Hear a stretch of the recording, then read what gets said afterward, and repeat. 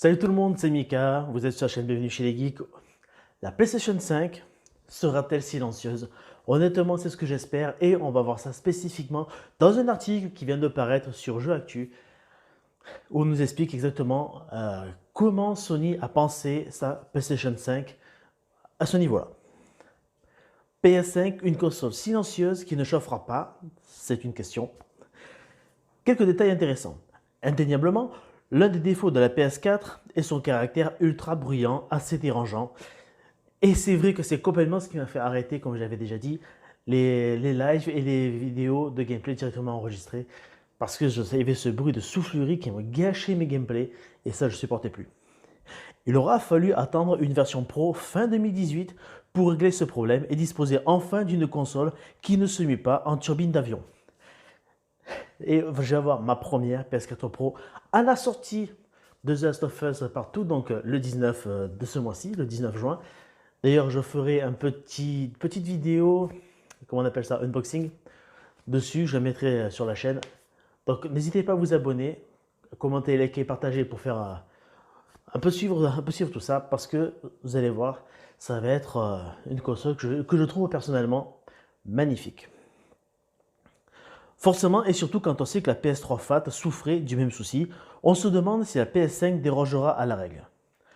Selon Matt McLaurin, qui dit d'avoir un nom comme ça, l'une des têtes pensantes du design et de l'expérience utilisateur de PlayStation, lui et son équipe ont spécifiquement pensé à corriger le tir. Très bon point. C'est en tout cas ce qu'il a confirmé en interne à Simon Rutter de Sony, qui s'est empressé de relayer l'information à The Guardian. Un gros effort aurait été fait pour que la machine soit moins assourdissante. Alors, cette formulation de phrase, c'est un peu en demi-teinte et ça me fait un peu titiller. Mais bon, c'est un peu de la com, donc on va pas trop leur en vouloir.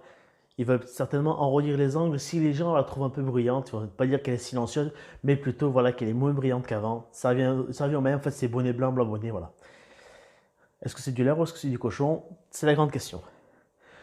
Cela va d'ailleurs de pair avec une autre déclaration de McLaurin, cette fois-ci répétée depuis son compte LinkedIn. Si la PS5 serait aussi grosse, ça serait justement pour disperser la chaleur émise par ses processeurs de 7 nanomètres, selon lui. La puissance vraiment extrême de ce type de composant demande un espace considérable pour être évacué. Bref, une console silencieuse et bien ventilée, c'est ce que semble nous promettre Sony pour cette génération. Grand merci si vous faites vraiment un grand merci. On ne demande qu'à les croire, notons que la Xbox Series X sera elle aussi construite d'une manière semblable pour des objectifs similaires. Enfin, ils ont bien compris le truc. Parce que vraiment, quand tu mets une possibilité de streaming de ta console, de tes gameplays, c'était vraiment une erreur d'avoir fait une console aussi bruyante. Bien qu'à l'époque, je pense qu'en 2013-2014, quand ces consoles sont sorties, ils avaient quand même des limitations techniques par rapport à aujourd'hui. Donc, on les pardonne pour l'époque, mais maintenant, c'est vraiment un point crucial sur lequel je les attends pour toutes les chaînes gaming en fait. Hein. Parce que, bon, c'est vraiment fin de l'article.